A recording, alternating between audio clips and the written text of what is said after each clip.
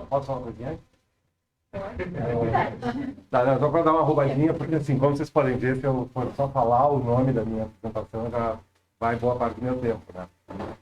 Então, só para o plano que vai acontecer é que o que é, será e foi, que é a tal dessa fórmula de eternidade, eu vou usar isso para tentar explicar o que é o tal do debate crítico que o Popper propõe, do modo como isso vai aparecer nas cosmologias pré-socráticas. Eu vou ter que ser, assim, extremamente telegráfico, tá?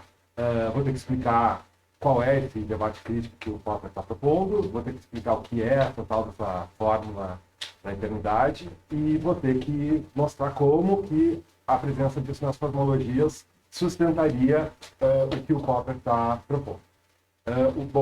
O Popper, ele é famoso por várias coisas, várias delas muito polêmicas, nenhuma delas das mais polêmicas eu vou tratar aqui, mas o que ele está dizendo, de certa forma, é um pouco polêmico.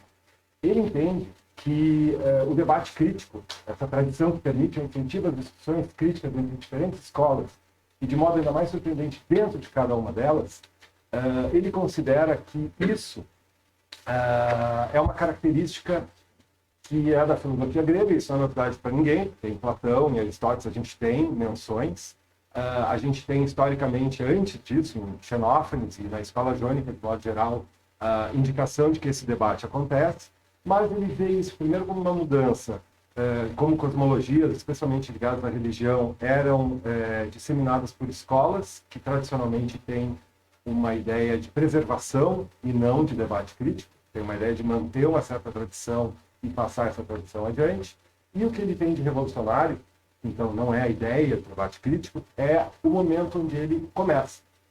Para o Popper, o que acontece é que o debate crítico seria, aqui eu estou forçando um pouco com os meus termos, o verdadeiro, aspas enormes, milagre grego. Que muitas vezes se usa essa expressão muito infeliz para dizer que, né, os gregos inventaram a filosofia, que é uma, enfim, é um modo de se dar muita importância para o Ocidente, né? Mas o que ele está dizendo, e isso pode ser interessante, é isso que eu vou tentar mostrar, é que já em Tales de Mileto, teoricamente é o ponto zero daquilo que a gente tem de filosofia, existe, se não exatamente esse debate posto e estabelecido, um incentivo a que isso aconteça. E ele acha que isso está posto porque já porque o Tales, ele era um dos sete sábios, ele é o fundador da escola jônica, mas ele já é, de certo modo, criticado pelo Anaximandro. E isso é muito incomum. Esse é o ponto do Popper. É estranho que uma escola de pensamento permita críticas ao seu fundador. E isso ele coloca como sendo o ponto zero da tradição grega. Acreditar, não acreditar, vai depender em parte se eu conseguir convencer você. Para isso, eu tenho que explicar o que é a tal da fórmula da eternidade.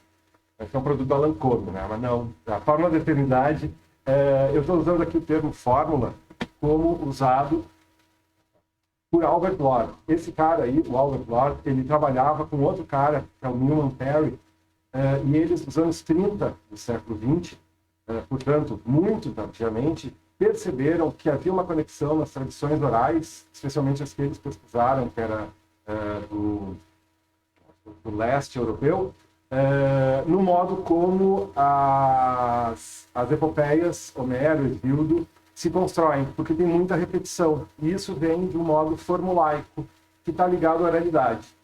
Do mesmo modo que a trova, ou o repente, ou essas tradições orais, usam uma espécie de uma fórmula para tratar das coisas que elas tratam. Então, aqui, fórmula eu estou usando como um termo técnico mesmo, né? São grupos de palavras para entregar uma mesma métrica, para expressar uma mesma ideia. Nesse caso, a métrica vai ser o hexâmetro datílico, ou heróico, que é o que está presente no Homero e no Hesíodo, e a ideia é a ideia de eternidade. Bem, a fórmula em si é essa aqui. Tateonta, tatessomena, proteonta. Será e foi. O que a gente tem aqui? A gente tem o ser, o eonta, no significado de as coisas que são. Está no participo presente, no futuro e no presente precedido pela preposição pró, que é como o nosso pré. Então, as coisas que são, elas serão e elas pré-são, né? Se a gente for literalmente pela gramática. O que a gente tem, então, é exatamente essa mesma construção, tanto em Homero como em Hesíodo. Em Homero, isso está ligado a Calcas, que é um vidente. Então, a gente tem um humano que tem poderes divinos, e é por isso que ele sabe o que é, será e foi. Em Hesíodo, são as próprias musas, né, que cantam isso. E isso é... Então, claro, elas têm esse conhecimento, porque elas são divinas, e elas são filhas de Zeus com memória, então a ideia de que elas tenham esse conhecimento atemporal está um pouco sustentado pela genealogia, por assim dizer, mas são as musas que permitem ao Aedo, que pede permissão a elas, de ser o condutor do que elas sabem, porque o Aedo não sabe aquilo, porque não tem como um humano saber isso. Então, quando se começa normalmente o poema, é uma invocação às musas para que permita que aquele Aedo transfira aquele conhecimento que não é dele para outras pessoas. Bem, então isso faz com que a gente tenha duas conclusões. A primeira é que a eternidade é um conhecimento não humano. Mas tem uma coisa humana que acontece aí, que é essa ordenação estranha, né? É, será e foi.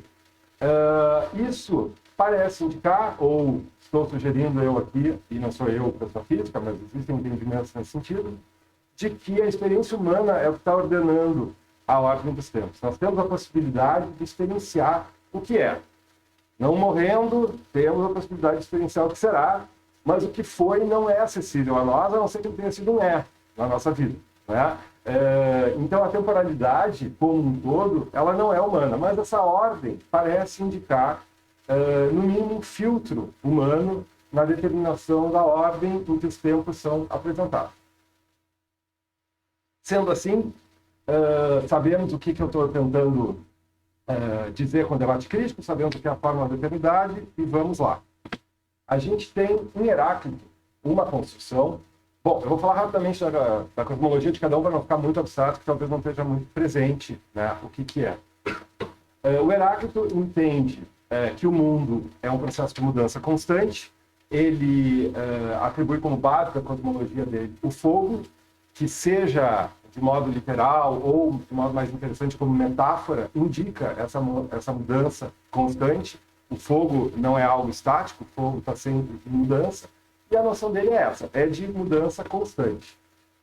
Ele entende, então, que a ordem do mundo, cosmos, tudo, né, nenhum dos deuses ou humanos criou, que é um pensamento bastante radical. Ela, a ordem do mundo, era sempre, é e será fogo sempre vivente, abrasando, e, acendendo e apagando em medidas. O que ele está dizendo aqui é uma explicação que vai já fazer a primeira alteração na fórmula da eternidade. Ele usa formas verbais copulativas, sai o particípio dos poetas. Essas formas copulativas impõem a necessidade de um predicativo. O que está acontecendo aqui é que, do modo como a frase está construída, o cosmos era, sempre, é e será alguma coisa. No grego, isso tem que ter essa alguma coisa para formar, para dar sentido para essa frase. E essa coisa é o fogo. Então, no fim das contas, o que ele está dizendo é que o fogo faz com que tudo exista, e que tudo existe é o fogo. E não só é, como era sempre, é e será. O que a gente tem aqui? A gente tem essa fórmula da eternidade, está aplicada ao elemento base da cosmologia dele. Ele usa o sempre para afirmar uma eternidade absoluta. Ele nega, né, os deuses ou os humanos como criadores dessa ordem. E é essa eternidade absoluta que está determinando agora uma ordem cronológica objetiva. Passado, presente e futuro. Parece fazer mais sentido para o nosso entendimento, pelo menos como a gente costuma dizer o tempo, né, se a gente quer falar de eternidade. Bem, o que a gente tem aqui, e aqui eu vou contar um pouco com a caridade de vocês, é um proto-empirista. É um cara que está vendo, através dos sentidos, que o mundo está em mudança constante, e a cosmologia dele dá conta desse aspecto que ele percebe pelos sentidos. Alguém não vai concordar com isso, e esse alguém, famosamente, Parmênides. Né? A base da cosmologia dele é o ser, é o que é, e a noção dele é de uma ausência total de mudança. Isso no caminho da verdade, porque famosamente, né, no poema de Parmênides, existem duas vias, a via da verdade, o que é, e a via dos humanos, que é uma via de opinião onde não tem verdade nenhuma. Nós estamos com muita coisa complexa para ficar pensando que não tem verdade nenhuma, vamos ficar no que ele diz que é verdade.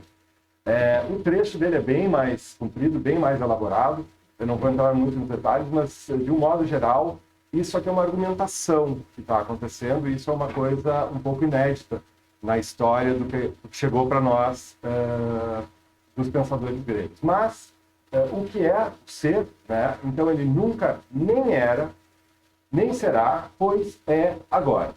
É isso que ele está nos apresentando para determinar a cosmologia dele. Então, ele está usando o que é, no caso do ser, como sujeito do verbo ser. É o que nunca nem era, e nem será, e é agora.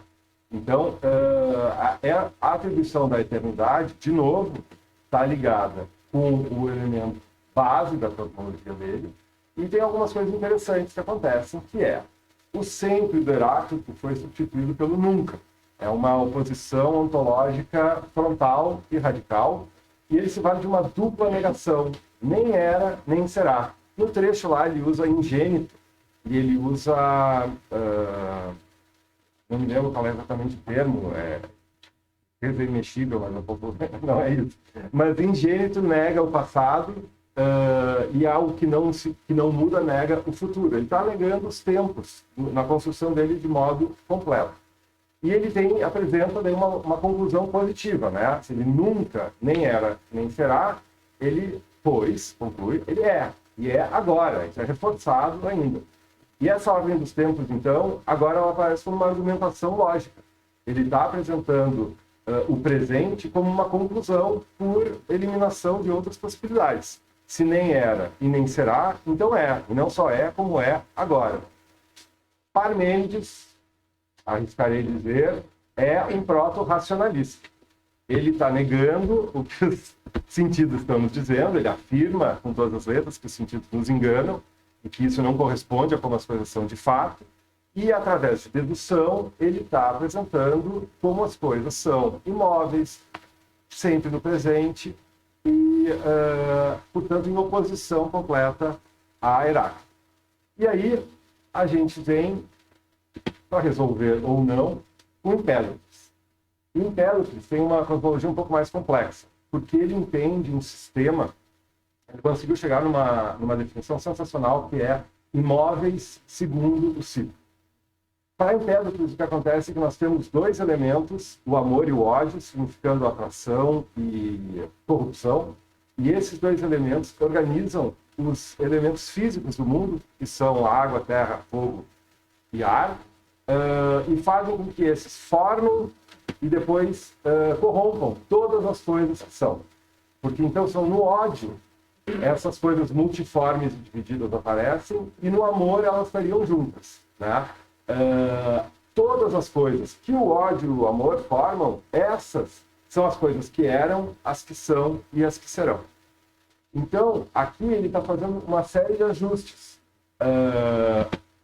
O amor e o ódio, organizando e corrompendo essas coisas, eles estão fora do tempo. As coisas que estão no tempo e as que mudam de fato e as que a gente percebe, são todas as coisas, mas são todas as coisas que o amor e o ódio organizam e desorganizam. Sendo que todas essas coisas eram, são e serão, porque todas as coisas são as mesmas coisas. Existe para Empédocles uma quantidade X de água, de terra, de fogo e de ar, e essa quantidade X se organiza e se desorganiza ciclicamente num eterno movimento que é fixo no ciclo. Né? Ele conseguiu juntar essas duas noções, porque como essas coisas nunca mudam de quantidade, e sim o modo como se organizam e se desorganizam, na verdade elas não mudam. Né? Elas simplesmente têm uma questão de ordenação, e essa ordenação, mesmo ela, é cíclica. 14. A fórmula da eternidade, então, ela é aplicada aos elementos físicos. Né? Os elementos básicos são atemporais. Ele usa o verbo ser no sentido existencial, e esse é o caso mais antigo que tem, pelo menos que tenha sobrevivido, né? Isso pode ser entendido como uma consequência do ter sido conjugado em Parmênides. Ele chega no existencial completo, as coisas que eram sem ser não têm predicativo nenhum, e ele volta a uma ordem objetiva. Então, o que a gente tem aqui? a gente tem que os poetas usavam a perspectiva humana para ordenar uma eternidade que priorizava o presente. Esqueci de dizer o bombástico, desculpa. Vou dizer você falando. Empédocles é um proto-kantiano. Falei. Ele é um proto-kantiano porque ele conseguiu dar conta de uma estrutura que explica o mundo baseada na mudança e na sensibilidade, ao mesmo tempo que ele atende uma estrutura que entende que a mudança não existe e que o mundo ele é estático. E ele conseguiu criar um sistema que atende essas duas coisas ao mesmo tempo. Então, entendendo que há sim uma conversa que está informando essas propostas, não são propostas que estão surgindo no nada, elas são respostas, elas são aprimoramentos, elas são ajustes de rota de pessoas que estão investigando a mesma coisa.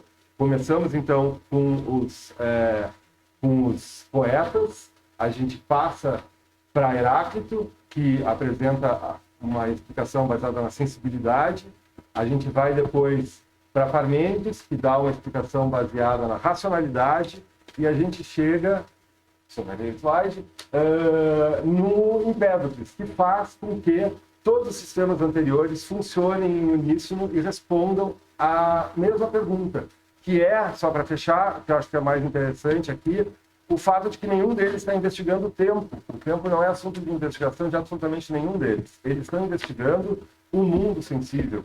E para explicar o mundo sensível como eles o entendem, eles se valem da ideia de eternidade. A eternidade não é um problema visto do ponto de vista humano. E se eu conseguir convencer vocês que aqui aconteceu o que eu ia dizer que aconteceu na palestra do professor Paulo, mas infelizmente não, então, com sorte, está acontecendo na minha, é uma conversa de pessoas que estão levando em consideração o que foi dito e pensado antes para se colocar dentro de um diálogo que não termina. Eu estou conversando aqui com pessoas que têm 2.500 anos antes de mim no tempo. Com sorte, isso pode investir alguém na vontade de rebater isso, ou não. Isso vai continuar sendo essa conversa, e no melhor dos sentidos, todas as falas que nós vamos ver nessa semana acadêmica deveriam ser exatamente isso, uma conversa de pessoas interessadas em solucionar algum problema comum. Muito legal.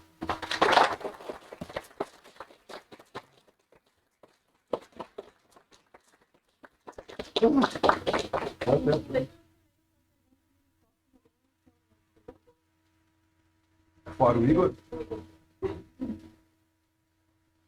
Eu tenho uma dúvida com relação a essa noção do debate. Isso seria pegar algo assim, digamos, relativamente excepcional, ou seria simplesmente a regra da história da Isso, para ele, é o tipo assim, é o que vai no dicionário no melhor entendimento. Isso é o que a filosofia e a ciência também faz. É o melhor debate, é um debate crítico, querendo dizer que é permitido a mim criticar com embasamento o que veio antes de mim. Eu não estou proibido. Não é uma. Ele contrapõe isso, como exemplo, eu não falei porque não deu tempo, com a escola, por exemplo, pitagórica, que é uma escola tradicionalmente hermenêutica, fechada nela mesma. Teoricamente, eles matavam as pessoas que vazavam segredos. Então, que é um pouco a ideia como tu vê dogma ligado à religião, né? Essa é não é assim a minha explicação, essa é a explicação, né? Tu não concorda com ela, tu é um herege. Esse pensamento que não é assim, que é um pensamento aberto, que é um pensamento que permite crítica, que na verdade incentiva a crítica, porque essa é a teoria dele, isso não é novo, isso é como ele entende. O novo é a temporalidade. Ele diz, isso aqui tem que estar em Tales, porque senão o Anaximandro não tinha como criticar um dos 7 sábios. Fundador da escola, ele já está ali no primeiros 15 minutos de filosofia no mundo, já tem o cara dizendo não é bem assim, eu acho que é assado. Isso é o debate crítico. A novidade do Popper é que ele coloca isso lá atrás. Esse debate foi totalmente aberto, no sentido de, por exemplo, durante o final do medieval, tem até o escolástico barroco, no estudo moderno do período escolástico, tinha documentos que proibiam, ou pelo menos encorajavam a praticar qualquer crítica aristótica. Aquela no manual. Tinha instrumentos de tortura também, tem uma cláusula que o professor não pode contradizer Aristóteles. Só que, ao mesmo tempo, precisamos de um debate muito de linear ela, no sentido de ter que preservar os elementos gerais do sistema, mas tentar dar conta da evidência química. Mas tinha normas, digamos assim, tinha coisas controladas. Isso não seria um debate nesse Não no que ele deveria ser como ideal, né? Se tu diz que tu pode criticar qualquer coisa desde que não seja isso, né? Então, assim, desde que tu não fale que Deus não existe, pode dizer o que tu quiser. Tá, mas daí, entendeu? Então, nesse sentido, não é um debate crítico, né?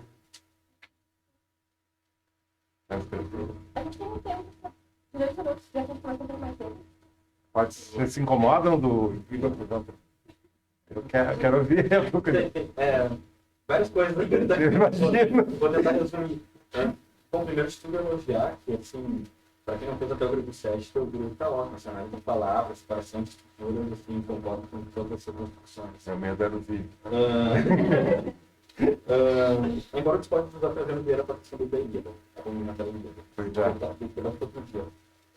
Muitas coisas que eu queria destacar, duas. Primeiro, uma provocação que integra que seria o próprio kantiano. Mas talvez não fosse mais verdadeiro dizer que Platão seria o próprio kantiano nessa divisão que fez, porque Platão faz o mesmo movimento de conciliar, em certa medida, teses heraclitianas com teses parmenídicas, e ele é textual em tentar preservar as duas coisas, né? Tanto a mudança sensível quanto a não mudança da verdade. E nos mesmos termos da escola jônica, nesse debate. Então, acho que essa provocação e que daí impede que talvez fosse o outro, né, nessa nova cronologia, né, filosofia moderna, na filosofia antiga. E o meu pedido de provocação é que o Heidegger, né, nos anos 40 e diante, ele tem vários textos sobre filosofia grega, a maioria assim, são completamente esquizofrênicos em relação ao que é a filosofia grega, mas ele tem um muito popular em que ele argumenta que, na verdade, Heráclito e Parmênides não têm teses opostas, mas têm teses complementares. E ele combina dizendo que a grande tese heraclitiana não é que as coisas sempre mudam o tempo todo, portanto, na crescência, mais ou menos Platão, Aristóteles, por exemplo, mas que antes disso as coisas mudam o tempo todo, porque é através da mudança que elas continuam as mesmas.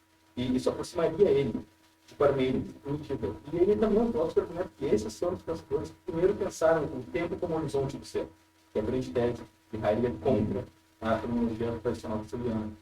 Então, talvez seja um caminho de pesquisa interessante no futuro. Alguém que, embora discorde de um aspecto de ver que eles têm um de oposto do outro, ele concorda que os dois têm a mesma preocupação a saber o horizonte do tempo da eternidade. Você falou o tempo, para resposta.